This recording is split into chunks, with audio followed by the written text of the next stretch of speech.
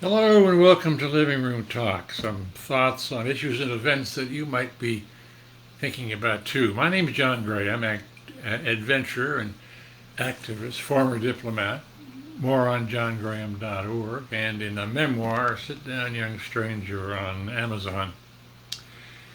Today I want to talk about trust, a vanishing and all the more vital element in American politics. Unless you're Donald Trump or Ebenezer Scrooge, you got to be happy that President Biden got his bipartisan infrastructure bill passed and that America will finally fix a decades-long backlog of repairs and upgrades. But that infrastructure bill in today's super polarized world was the exception. Even though its benefits were hugely popular in red states and blue, there were still weeks of petty foot dragging before House leaders finally dragged it through. It wasn't politics that almost killed that bill. It was the breakdown in fundamental levels of trust. Trust that progressives and moderates would each do what they said they would, and that in the end enough members would put the common good over personal preference and ambition. They finally did. But watching the House almost turn this slam dunk into a disaster demonstrated to the entire country just how dysfunctional this country's politics have become.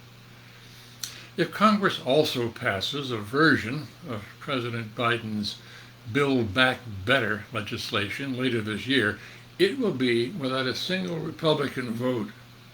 And there's no voting rights legislation in sight, no immigration bill, no national policies on police reform, a living minimum wage, or relief from crippling student debt.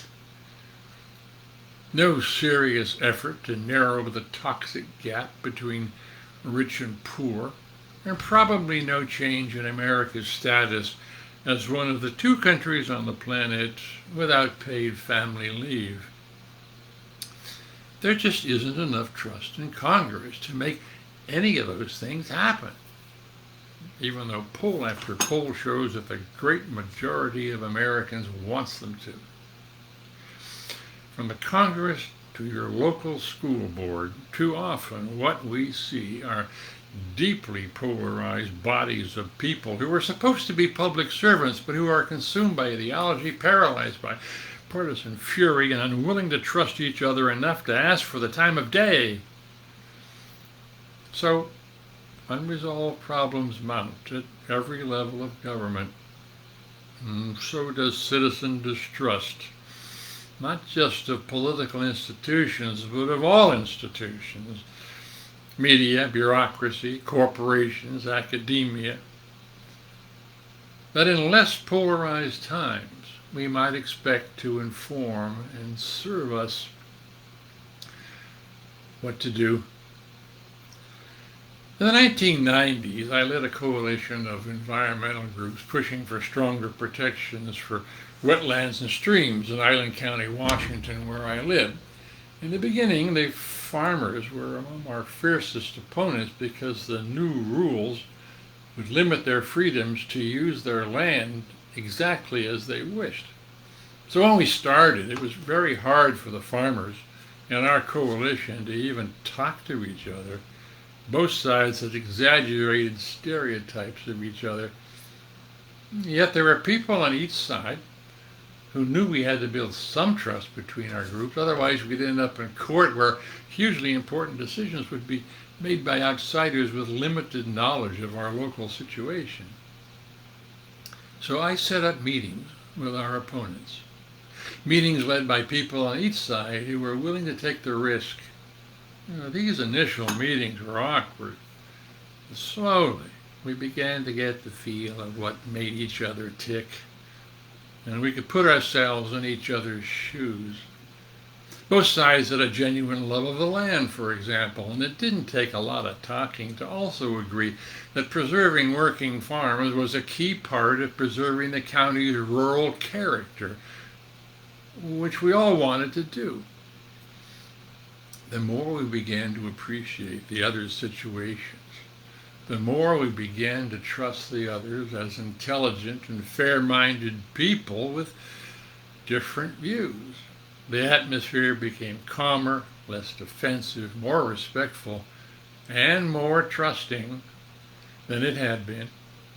We eventually worked out a deal that both sides could live with and have lived with for the decades since. The lesson? What often separates success from failure in any negotiation is the willingness of all parties to trust each other to keep moving forward toward mutually acceptable solutions. When success is by no means assured and failure will be painful for all.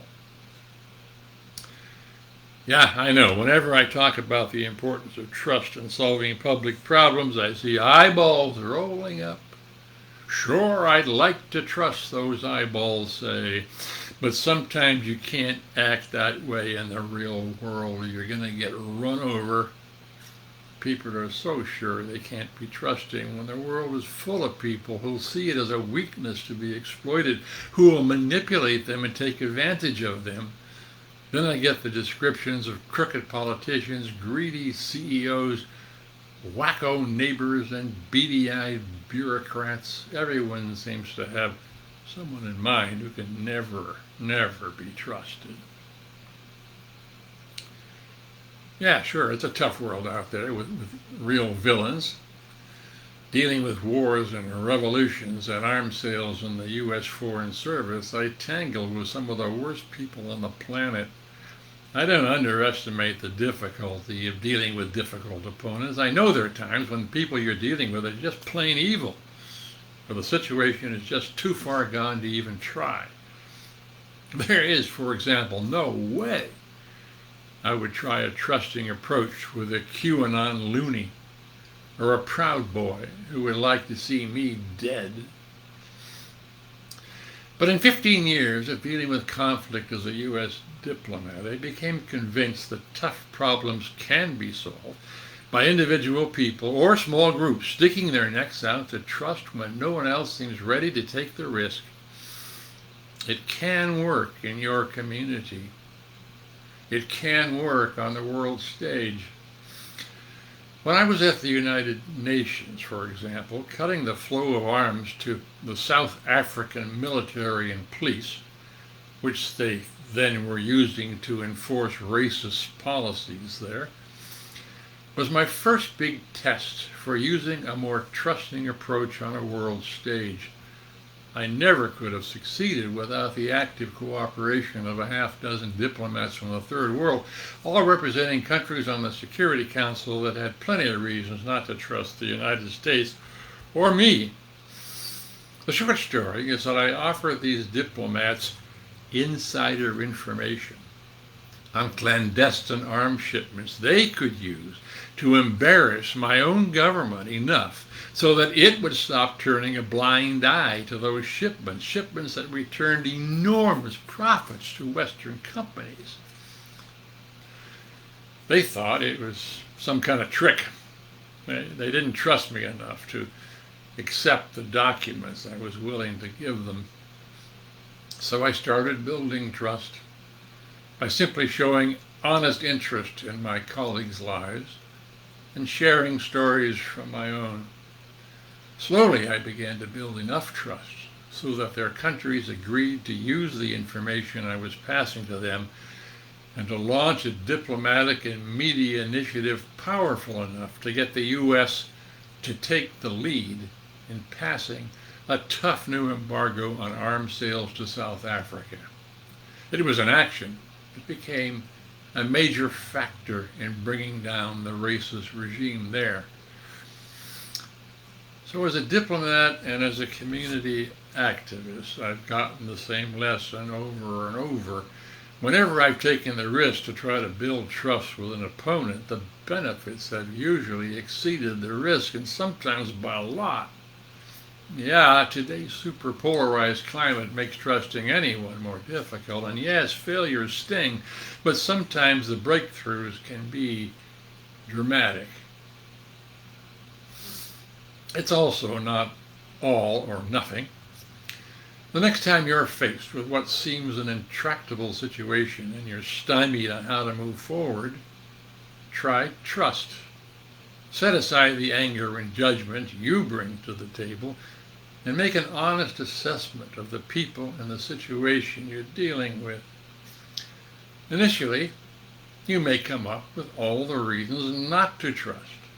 The situation's too tough or the opponent's just too nasty. Often, you won't have enough information at the outset of a negotiation or a confrontation to make a good appraisal of whether trust is possible. If that's the case, my advice is to start by assuming minimal trust. You could even share honest assessments of some of the strengths and weaknesses of your own case. If your opponents respond in kind, you can begin to build a peer collaborator model with them. If they don't, at worst, you've lost a step. At one point in our coalition's battle with Island County, for example, when it looked like we were headed for a bitter courtroom fight, I told the county commissioners in open session what our legal strategy would be, what we were going to say in the courtroom, and what I was pretty sure their legal strategy would be too. Their mouths dropped open, but neither position was that hard to figure out, but the commissioners were nonetheless impressed by the risk I was taking. The next day they proposed a compromise that we could accept. Assessing whether your first trusting move might be responded to in kind may take 5 minutes or 5 weeks. During that time, take Wild Bill Hickok's advice. Don't sit with your back to the door. Make sure you've left yourself the means to defend yourself and your position, if and when it's clear that your opponent's only goal is to flatten you to get what they want. When you get right down to it, however, the biggest obstacle to a more trusting approach may not be your opponent. It may be your own skepticism that trust can ever work. Most of the people who tell me that trusting in tough situations is naive haven't actually tried it. Well-considered efforts to build trust are not naive. They are practical, hard-headed moves to solutions that will last.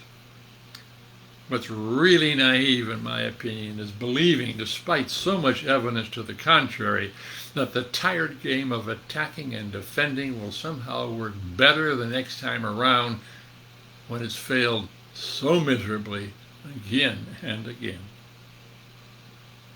That's all for now. Thanks for watching. Please share this message widely.